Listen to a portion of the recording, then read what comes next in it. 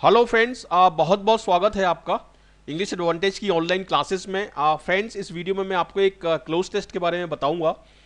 और ये cloze test आपके नेक्स्ट एग्जाम के लिए, आईबीपीएस बैंक पीओ एग्जाम के लिए बहुत ही इंपॉर्टेंट रहेगा, क्योंकि ये इकोनॉमी बेस्ड क्लोज टेस्ट है। और लास्ट ईयर क्वेश्चन पेपर में से मैंने लिया है। ये एसबीआई बैंक पीओ का क्लोज टेस्ट है और इसी तरीके का क्लोज टेस्ट डेफिनेटली आपके नेक्स्ट एग्जाम में आएगा। जो एग्जाम आपका 22 को, 23 को और 27 अक्टूबर को है, अलग अलग शिफ्ट्स में, उसमें डेफिनेटली इसी तरीके का क्लोज टेस्ट आएगा। तो नॉर्मली क्लोज टेस्ट में 5 क्वेश्चन पूछे जाते हैं, लेकिन इसमें मैंने 10 क्वेश्चन वाला क्लोज टेस्ट लिया है ताकि आपकी ज़्यादा से ज़्यादा प्रैक्टिस हो जाए और इसके थ्रू आप 10 क्वेश्चंस को सॉल्व करना सीखेंगे। और बहुत ही इंपॉर्टेंट ये क्लोज टेस्ट है, तो इसके बारे में आपको मैं बताऊंगा। ये वीडियो हिंदी में रहेगा, हिंदी मीडियम स्टूडेंट्स के लिए। और इसका इंग्लिश वर्जन भी आप देख सकते हैं, इंग्लिश की प्लेलिस्ट में जाके इसका इंग्लिश वर्जन आप देख सकते हैं। तो चलिए शुरुआत करते हैं। देखिए, ये है cloze test IBPS bank PO pre exam के लिए पर्टिकुलरली मैंने बनाया है ये, और इकोनॉमी बेस्ड है। इसमें एग्रीकल्चर के बारे में पूरा बताया है और इसी तरीके का पैसेज आपका ये ना केवल प्री के लिए बल्कि मेंस के लिए भी बहुत ही इंपॉर्टेंट है। तो इस क्लोज टेस्ट को आप पूरा एंड तक ध्यान से देखिए, बीच में इसको स्किप मत करिए, मैं आपको थोड़ा डिटेल में इसको समझाऊंगा, ठीक है। और क्लोज टेस्ट के बारे में थोड़ा सा मैं बता देता हूँ आपको कि ये 80% तो वोकेबलरी का ही टेस्ट होता है, लेकिन इसमें एग्जामिनर कभी कभी ग्रामेटिकल प्रोफिशिएंसी भी चेक करता है। आपकी ग्रामेटिकल प्रोफिशिएंसी कितनी है तो वो भी इसमें चेक की जाती है। और बेसिकली ये वोकेबलरी का टेस्ट है। तो देखिए, यहाँ से ये शुरू हो रहा है और इसमें ये नीचे ऑप्शंस दिए हुए हैं और एक ऑप्शन के अगेंस्ट इसमें 5 आपको, एक ब्लैंक के अगेंस्ट आपको 5 ऑप्शंस हैं और उसमें से एक आपको सिलेक्ट करना है। और इसमें वोकेबलरी प्रोफिशिएंसी और सिंपल लॉजिक से आप इसको आराम से सॉल्व कर सकते हैं। It is noteworthy that the prime minister's working group set up to suggest long term solution to, अब देखिए यहाँ पर टू आया है, to the growing demand for affordable food has acknowledge the use of biotechnology as integral to a second green revolution. देखिए, पहले मैं थोड़ा सा इसका मतलब बताता हूँ कि ग्रीन रिवोल्यूशन आपको पता होगा कि क्या होता है। ग्रीन रिवोल्यूशन जो गेहूं का, देखिए रिवोल्यूशन का मतलब होता है क्रांति। जब बहुत बड़े लेवल पर किसी चीज़ की पैदावार होती है, बहुत बड़े लेवल पर उसका उत्पादन होता है, तो उसको हम रिवोल्यूशन बोलते हैं। और ग्रीन रिवोल्यूशन का मतलब होता है गेहूं का, वीट का बहुत बड़े लेवल पर उत्पादन। जैसे वाइट रिवोल्यूशन होता है दूध का, और आपका ब्लू रिवोल्यूशन होता है फिश का। तो ग्रीन रिवोल्यूशन के बारे में इसमें बात हो रही है कि प्राइम मिनिस्टर ने जो वर्किंग ग्रुप एक सेटअप किया है, ठीक है, उसने it is noteworthy that the prime minister's working group set up to suggest long term solutions to the growing demand for affordable food. मतलब जो फूड की जो डिमांड है इंडिया के अंदर की, पॉपुलेशन बढ़ती जा रही है और फूड उतना नहीं बढ़ रहा है, तो उसके बारे में प्राइम मिनिस्टर की जो कमेटी है उसने उससे सजेशंस मांगे हैं कि आप सॉल्यूशंस दीजिए, लॉन्ग टर्म सॉल्यूशंस दीजिए। तो उसके बारे में ये है। अब देखिए यहाँ पर it is noteworthy that the prime minister's working group set up to suggest long term solutions to the growing demand, ठीक है। अब इसमें ऑप्शंस देखिए, ऑप्शंस क्या है। एक तो है इसमें रेकमेंडेड, एक है इसमें सीक, ठीक है, सजेस्ट है आपका, मीट है और कंप्लीट है। अब देखिए यहाँ पर सही वर्ड क्या होगा, डिमांड के साथ कौन सा वर्ड जाएगा यहाँ पर। मतलब यहाँ पर आपको सेंस निकालना है कि डिमांड को पूरा करना, मांग की आपूर्ति करना, ठीक है। तो उसके लिए यहाँ पर आपका मीट वर्ड एकदम सही रहेगा, क्योंकि डिमांड के साथ मीट वर्ड बिल्कुल सही जाता है। Meet the demand, meet the requirement, meet the expectations, इन सभी का मतलब है कि उस चीज़ को पूरा करना, ठीक है। मीट द रिक्वायरमेंट का मतलब है कि जो रिक्वायरमेंट है, जो आवश्यकता है, उसको पूरा करना। और मीट द डिमांड का मतलब है जो मांग है उसको पूरा करना। तो यहाँ पर मीट वर्ड ही केवल सही रहेगा, बाकी रेकमेंडेड तो आएगा नहीं, क्योंकि टू के बाद फर्स्ट फॉर्म लगानी है आपको, तो रेकमेंडेड नहीं आएगा। सीक, सजेस्ट और कंप्लीट नहीं आएंगे, क्योंकि वे टोटली आउट ऑफ कॉन्टेक्स्ट रहेंगे। Solution to seek the growing demand, ठीक है, to solution to meet the growing demand, मतलब जो कमेटी है उसने सजेशंस मांगे हैं, वो सजेशन देगी कमेटी के किस तरीके से जो ग्रोइंग डिमांड है इंडिया की उसको पूरा किया जाए, ठीक है। तो यहां पर आपका जो आंसर होगा वो होगा आपका meet. The growing demand for affordable food has acknowledged the use of biotechnology as integral to a second green revolution. मतलब वो जो कमेटी सेटअप की है उसने ये माना है कि अगर सेकंड ग्रीन रेवोल्यूशन लाना है, एक ग्रीन रेवोल्यूशन पहले आ चुका है, ठीक है, तो यदि एक सेकंड ग्रीन रेवोल्यूशन लाना है तो उसमें बायोटेक्नोलॉजी का यूज़ आपको करना होगा। मतलब टेक्नोलॉजी को उसमें जोड़ना पड़ेगा, एग्रीकल्चर के साथ टेक्नोलॉजी को आपको जोड़ना पड़ेगा। ये इस सेंटेंस का पूरे का मतलब है। मैं थोड़ा सा डिटेल में बता रहा हूँ आपको ताकि आपको वोकेबलरी इसको समझने में कोई दिक्कत ना हो, लेकिन एग्जाम में आपको थोड़ा सा तेजी के साथ करना है ये। Although Indian agriculture serve as a good example of incorporating hybrid variety of high yielding crops, देखिए इंडिया का एक अच्छा एग्जाम्पल दिया जा सकता है जिसमें इंडिया जो है वो हाइब्रिड वैरायटीज़ की क्रॉप्स को यूज़ करता है। ठीक है, हाइब्रिड वैरायटी की क्रॉप्स जेनेटिकली जिनको बनाया जाता है, जेनेटिकली मॉडिफाइड करके जिनको बनाया जाता है और जिनसे पैदावार ज़्यादा होती है, तो इंडिया में इस तरह की वैरायटी काफ़ी हैं। तो उस तरीके से इंडिया एक अच्छा एग्जाम्पल है, लेकिन इसका कॉन्ट्रास्टिंग पॉइंट क्या है?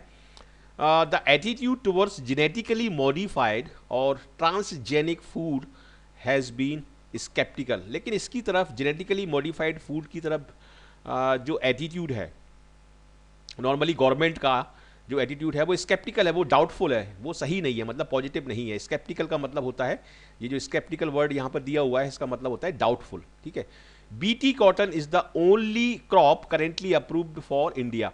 मतलब बीटी कॉटन ये क्रॉप की वैरायटी है, इज द ओनली। अब देखिए यहाँ पर क्या आएगा सेकंड में, यहाँ पर सेकंड में आएगा आपका, देखिए सेकंड में आएगा आपका ट्रांसजेनिक, क्योंकि जेनेटिकली मॉडिफाइड को हम ट्रांसजेनिक भी बोलते हैं। यहाँ पर ऊपर एक वर्ड आया है, ऊपर ये आया है आपका जेनेटिकली मॉडिफाइड और ट्रांसजेनिक। तो जेनेटिकली मॉडिफाइड को हम ट्रांसजेनिक भी बोलते हैं, तो इसलिए यहाँ पर आपका जो आंसर होगा वो होगा ट्रांसजेनिक। यहाँ पर आंसर होगा ट्रांसजेनिक। ठीक है, transgenic crop BT cotton is the only transgenic crop currently approved for में क्या आएगा थर्ड में, देखिए हाइब्रिड है, लॉन्च है, कल्टीवेशन है, रिलीज है और रिसर्च है। तो यहाँ पर आएगा कि उस तरह की क्रॉप की हम खेती कर सकते हैं। तो यहाँ पर कल्टीवेशन जो वर्ड है वो सही रहेगा, कल्टीवेशन अप्रूव्ड, इसको सारे लोग कल्टीवेट कर सकते हैं, गवर्नमेंट की तरफ से ये अप्रूव्ड है। और हाइब्रिड का मतलब तो होता है मिक्स्ड, और लॉन्च, कल्टीवेशन, रिलीज और रिसर्च वर्ड नहीं आएंगे। रिसर्च वर्ड थोड़ा सा क्लोज लग रहा है, लेकिन रिसर्च का इसमें बात नहीं हो रही है, अभी तो कल्टीवेशन की बात हो रही है, तो कल्टीवेशन वर्ड इसमें सही रहेगा। ठीक है, यही इसमें आपका आंसर होगा। BT brinjal is under moratorium for commercial release. देखिए इसमें जितने भी वर्ड आ रहे हैं, जैसे एक ये वर्ड आया है मोराटोरियम, ये सारे वर्ड मैंने डेली वोकैब सीरीज है इस चैनल पर, जो मेरी डेली वोकैब सीरीज है हिंदी में भी और इंग्लिश में भी, उसमें सारे वर्ड मैंने ये एक्सप्लेन किए हैं, चाहे वो स्केप्टिकल हो, चाहे मोराटोरियम हो, चाहे मिटिगेट हो, ये सारे वर्ड मैंने उसमें यदि आप वो देख लेते हैं पूरी सीरीज डेली वोकैब सीरीज की, तो सारे वर्ड आपको अच्छे तरीके से याद हो जाएंगे। ठीक है, तो बीटी ब्रिंजल जो बैगन की एक प्रजाति है वो मोराटोरियम में है, मतलब वो अभी उस पर बैन लगा हुआ है गवर्नमेंट की तरफ से, उसकी कमर्शियल रिलीज के ऊपर एक टेम्परेरी बैन लगा हुआ है। In a country where 65% of agriculture land is still on monsoon, इसका मतलब ये है कि 65% जो एग्रीकल्चर लैंड है वो मानसून पर निर्भर रहती है इंडिया जैसी कंट्री में, क्योंकि इंडिया में जो मानसून जो रहता है वो पूरी तरीके से अनप्रिडिक्टेबल रहता है। तो यहां पर आपका क्या वर्ड आएगा फोर में? आप फोर में ऑप्शन देखिए, फोर में ऑप्शन है आपके टिल्ड, डिपेंडेंट, डिपेंड्स, इंडिपेंडेंट और अवेलेबल। तो इसमें आएगा आपका, देखिए इसमें दो ऑप्शन बहुत क्लोज हैं, एक तो डिपेंड्स और एक डिपेंडेंट। तो यहां पर आएगा आपका डिपेंडेंट, क्योंकि यहां पर इज लगा हुआ है ये। ठीक है, तो इसलिए इज के बाद यहां पर आपको एडजेक्टिव चाहिए, और एडजेक्टिव फॉर्म है इसका डिपेंडेंट। डिपेंड नहीं, डिपेंड तो प्रेजेंट सिंपल टेंस में आता है, इट डिपेंड्स जैसे हम बोलते हैं। तो डिपेंडेंट, देखिए डिपेंड भी यहां पर ऑप्शन दिया हुआ है, लेकिन सही यहां पर आंसर होगा आपका dependent. On monsoon there needs to be far greater investment in biotechnology driven solutions to increase yields. मतलब काफ़ी चूंकि मानसून पर जो फसल है वो निर्भर रहती है, इसलिए बायोटेक्नोलॉजी ड्रिवन सॉल्यूशंस की ज़रूरत है इंडिया में। True, there are valid health and environment regarding the adoption of GM crops. देखिए अगर जीएम क्रॉप्स को हम एडॉप्ट करते हैं जो जेनेटिकली मॉडिफाइड है, तो उससे रिलेटेड कुछ क्या हो सकते हैं? There are valid health and environment. तो हेल्थ और एनवायरमेंट से संबंधित इशूज यहां पर एक वर्ड आएगा, इशूज, ठीक है, या उससे मिलता जुलता कोई वर्ड आएगा। अब हम देखते हैं ऑप्शंस में, ऑप्शन में ईल्ड, प्रोटेस्ट, एरियाज, फैक्टर्स और कंसर्न। तो यहां पर आएगा आपका कंसर्न, ठीक है, यहां पर आपका आएगा यहां पर आएगा आपका कंसर्न, क्योंकि कंसर्न का मतलब है कि वो चिंता, वो उससे संबंधित जो जो इश्यूज हैं, जो कंसर्न हैं, वो यहाँ पर आएगा। क्योंकि जीएम क्रॉप्स को यदि हम अपनाते हैं तो उससे रिलेटेड एनवायरमेंटल और हेल्थ इश्यूज भी हैं। जेनेटिकली मॉडिफाइड जो क्रॉप्स होती हैं वो नेचुरल नहीं होती, आर्टिफिशियल होती हैं और हेल्थ के लिए अच्छी नहीं होती वो, लेकिन उसमें पैदावार जो होती है, जो ईल्ड आता है वो ज़्यादा आता है, तो इसलिए उसके हेल्थ रिलेटेड इश्यूज और एनवायरमेंटल रिलेटेड इश्यूज भी गवर्नमेंट को देखने होंगे। तो यहाँ पर आपका ये कंसर्न जो है ये आपका सही आंसर यहाँ पर होगा, ठीक है। तो इस तरीके से आपका ये 5 क्वेश्चन सही हो गए और इसको आप बार बार पढ़िए और बार बार जब आप देखेंगे इस वीडियो को तो ये सारे चीज़ें आपको समझ में आएंगी। अभी मैं पूरा पैसेज आपको बताता हूँ, 5 इसमें ऑप्शंस और आएंगे।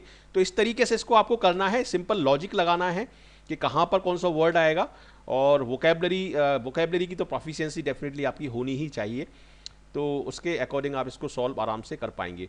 देखिए ये आगे वाला पार्ट है, it is for this reason that adequate needs to be in place to ensure consumer safety.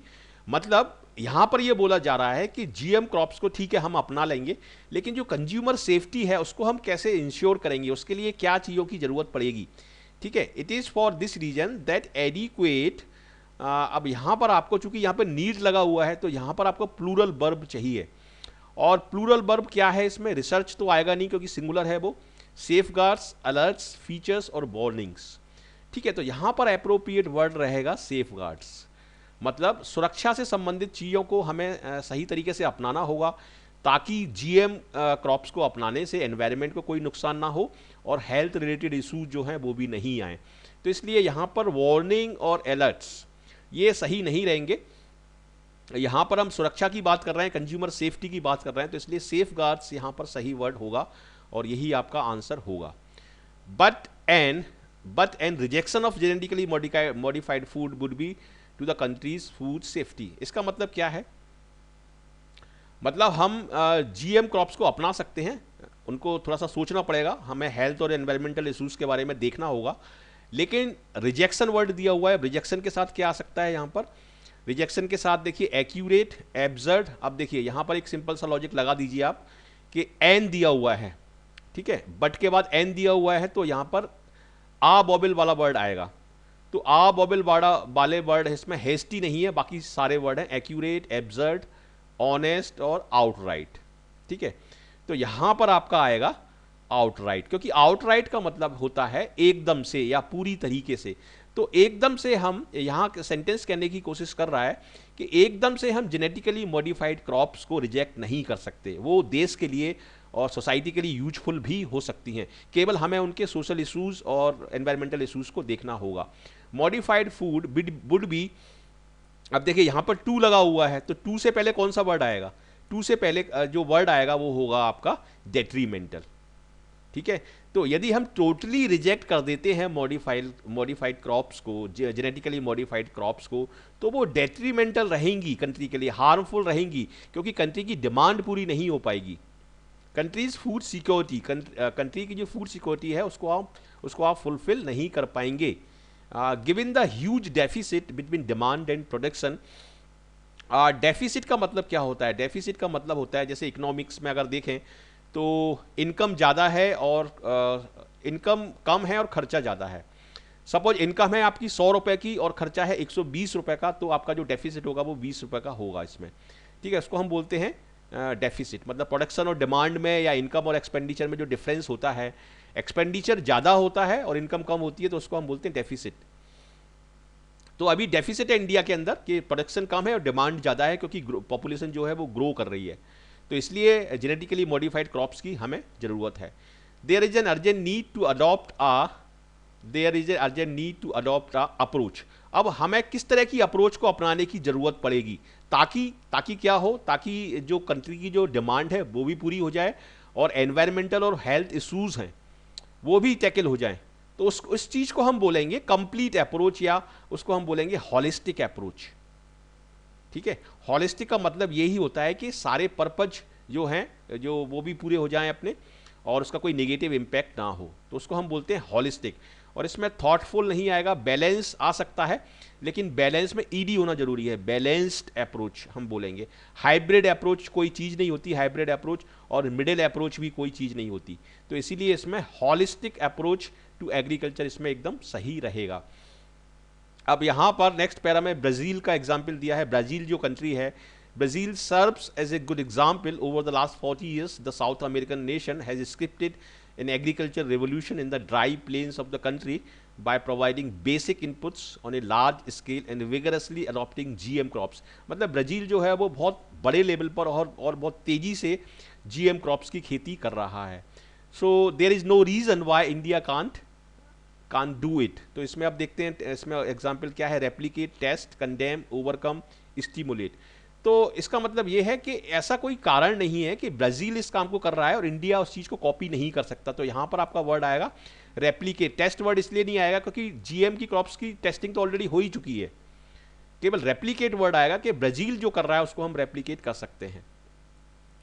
Storage and delivery is the other side of the problem that can be significantly mitigated by policy decisions that allow for greater FDI in retail. मतलब जो storage और delivery की related problem है वो government solve कर सकती है अच्छी पॉलिसीज़ बना के, जिसमें वो FDI यानी फॉरेन डायरेक्ट इन्वेस्टमेंट को ज़्यादा से ज़्यादा चांस दे इंडिया में काम करने का। तो उसमें ये सारी जो प्रॉब्लम्स हैं स्टोरेज और डिलीवरी की, ये FDI के थ्रू सॉल्व हो सकती हैं। Scientific innovations combined with far-sighted farm to fork agriculture strategy are the answer to India's growing food needs. ठीक है, एग्रीकल्चर देखिए, फार्म टू फॉर्क स्ट्रेटजी, इसमें एक इडियम आया है। फार्म टू फॉर्क का मतलब है कि सीधे खेत से सीधे कंज्यूमर तक उस चीज़ को पहुंचाया जाए ताकि वो चीज़ सस्ती पड़े, ताकि वो चीज़ ताज़ी मिले एग्रीकल्चर को, कस्टमर्स को, और सस्ती मिले। बीच में जो बिचौलिया वगैरह होते हैं उनको हटाया जाए और सीधी खेतों से कस्टमर तक चीज़ को लाया जाए, तो उससे वो ताज़ी भी मिलेगी और सस्ती भी मिलेगी। तो वो उसका ये मतलब है यहाँ पर फार्म टू फॉर्क। तो इस तरीके से देखिए, ये इकोनॉमी बेस्ड पैसेज है, एग्रीकल्चर का पैसेज है, और इसको इस तरीके से आपको सॉल्व करना है। और 10 नंबर का अगर आता है तो 5 क्वेश्चन तो इसमें से आप आराम से सॉल्व कर सकते हैं, बिल्कुल सही, 100% ट्रू। ठीक है, 5 क्वेश्चन आप इसके सॉल्व कर सकते हैं, और 10 में से 5 आप स्पॉटिंग एरर के कर देते हैं बिल्कुल सही। तो 10 नंबर में आपका जो सेक्शनल कट ऑफ है इंग्लिश का, IBPS बैंक PO का, वो गारंटेड आपका क्लियर हो जाएगा, और उसके बाद आप मेंस की तैयारी कर सकते हैं। और यदि आपने रीडिंग कॉम्प्रिहेंशन सबसे शुरू में किया तो नहीं कर पाएंगे आप, क्योंकि रीडिंग कॉम्प्रिहेंशन बहुत लेंदी होता है, बहुत ट्रिकी होता है। तो उसको आपको अगर करना, वैसे तो करना ही नहीं है, करना है तो सबसे बाद में करना है, और वो भी 100% यदि आप श्योर हैं तभी उसके आंसर्स लगाना है। सबसे पहले आपको सेंटेंस अरेंजमेंट स्पॉटिंग एरर करना है, और उसके बाद आपको क्लोज टेस्ट करना है। और इसके 5-5, 6-6 क्वेश्चन यदि आप कर देते हैं सही तो आप क्वालिफाई कर जाएंगे। और प्रीलिम जो होता है वो पूरी तरीके से क्वालिफाइंग होता है, और उसके मार्क्स नहीं जुड़ते हैं। तो इसलिए आपको क्वालिफाई करने के बारे में उसको सोचना है, ज़्यादा से ज़्यादा मार्क्स लाने के बारे में नहीं सोचना। मेंस में आपको ज़्यादा से ज़्यादा स्कोर करना है, क्योंकि मेंस के बेस पर आपका स्कोरिंग, आपकी जो मेरिट है वो मेंस के बेस पर बनती है। तो ये एक थोड़ा सा गाइडलाइंस मैं आपको देना चाहता हूँ। इसको यदि आप अप्लाई करते हैं तो डेफिनेटली आप IBPS बैंक PO का प्री आराम से क्रैक कर सकते हैं। यहाँ पर मैंने कुछ वर्ड्स दिए हैं, ये सारे इकोनॉमी के वर्ड हैं, ये सारे सेंटेंस करेक्शन में, स्पॉटिंग एरर में, और क्लोज टेस्ट में, पैराजम्बल में यूज़ होते हैं। तो इसको आप रोक के एक बार पढ़ सकते हैं। जैसे केटर टू का क्या मतलब है, मेल्ट डाउन का क्या मतलब है, ठीक है, फौज का क्या मतलब है, ये सारे आप आराम से जब आप खुद पढ़ेंगे तब आपको समझ में आएगा। ये यहाँ पर मैंने एग्जाम्पल के साथ इनका एक्सप्लेनेशन दिया हुआ है। एक्सपोनेंशियल बहुत यूज़ होता है ये वर्ड, थॉट ये बहुत यूज़ होता है ये वर्ड, ठीक है, सारे इकोनॉमी के वर्ड हैं। और कुछ वर्ड मैंने इस वीडियो ट्यूटोरियल के लिए हैं, जैसे आउटराइट का क्या मतलब है, आउटराइट का मतलब है होली या कंप्लीटली, डेट्रीमेंटल का मतलब है हार्मफुल, डेफिसिट का मतलब है शॉर्टफॉल या अंडर सप्लाई, मोराटोरियम का मतलब है सस्पेंशन, मिटिगेटेड का मतलब है कम करना किसी चीज़ को, कोई पेनफुल सिचुएशन है उसको कम करना, स्केप्टिकल का मतलब है डाउटफुल, एक्नॉलेज का मतलब है किसी चीज़ को एक्सेप्ट करना या मानना या स्वीकार करना, ये है एक्नॉलेज का मतलब। तो इन वर्ड्स को जब आप बार बार पढ़ेंगे, इस वीडियो को बार बार देखेंगे, तो ये सारे वर्ड्स आपको अच्छे तरीके से याद हो जाएंगे। ये है मेरी कुछ लिंक्स, इन लिंक्स के थ्रू आप मुझे फेसबुक पर ज्वाइन कर सकते हैं। ये सारी लिंक्स आपको डिस्क्रिप्शन बॉक्स में मिल जाएंगी, तो वहाँ से आप ज्वाइन कर सकते हैं। और इंग्लिश एडवांटेज यूट्यूब चैनल का जो फ्रंट पेज है उसमें भी नीचे की तरफ राइट हैंड साइड में सारी लिंक्स दी हैं, वहाँ से आप डायरेक्ट फेसबुक के पेज पर पहुँच जाएंगे, और फेसबुक, ट्विटर, लिंक्डइन के पेज पर वहाँ से आप डायरेक्ट जा सकते हैं और ज्वाइन कर सकते हैं। ये है इंग्लिश एडवांटेज ग्रुप, ये है इंग्लिश एडवांटेज एजुकेशन पेज, ये है यूट्यूब चैनल का URL, इसके थ्रू आप शेयर कर सकते हैं। ये है ट्विटर का URL, लिंक्डइन पर भी आप मुझे कनेक्ट कर सकते हैं। और ये है मेरा व्हाट्सएप नंबर, इस नंबर को आप सेव करें और उसके बाद अपना नाम और ऐड मी लिख के भेजिए, तो व्हाट्सएप पर जो बैंकिंग का ग्रुप है उसमें मैं आपको जोड़ लूँगा और आपको नोटिफिकेशंस वीडियोस के और एग्ज़ाम के सारे मिलते रहेंगे। तो इस तरीके से आप ज्वाइन कर सकते हैं। तो कैसा लगा आपको ये वीडियो? आपकी सफलता के लिए और आपके एग्ज़ाम के लिए ये वीडियो मैंने अपलोड किया है। तो यदि आपको ये अच्छा लगा, यूजफुल लगा, तो ज़रूर इसको लाइक करिए, शेयर करिए अपने फ्रेंड्स के साथ, और कमेंट करके प्लीज़ मुझे ज़रूर बताइए कैसा लगा आपको। और इंग्लिश वर्जन भी इसका आप देख पाएंगे इंग्लिश की प्लेलिस्ट में जाके। और यदि आप फर्स्ट टाइमर हैं इस चैनल पर, फर्स्ट टाइम इस चैनल पर आए हैं और इस वीडियो को देख रहे हैं, तो ज़रूर हमारे साथ जुड़िए, ज़रूर इस चैनल को सब्सक्राइब करिए। और यदि आप सब्सक्राइब करते हैं तो सारे नोटिफिकेशंस आपको मेल के थ्रू मिलते रहेंगे, सारे अपडेट्स और अपलोड्स आपको मिलते रहेंगे। तो मैं बहुत बहुत स्वागत करता हूँ इस चैनल पर। यदि आप हमारे साथ जुड़ना चाहते हैं तो ज़रूर जुड़िए, ज़रूर आपका बहुत बहुत स्वागत है, ज़रूर सब्सक्राइब करिए। और आखिरी में मैं यही कहूँगा कि thank you very much for watching this video, and I wish you all the best for your bright future. Thank you.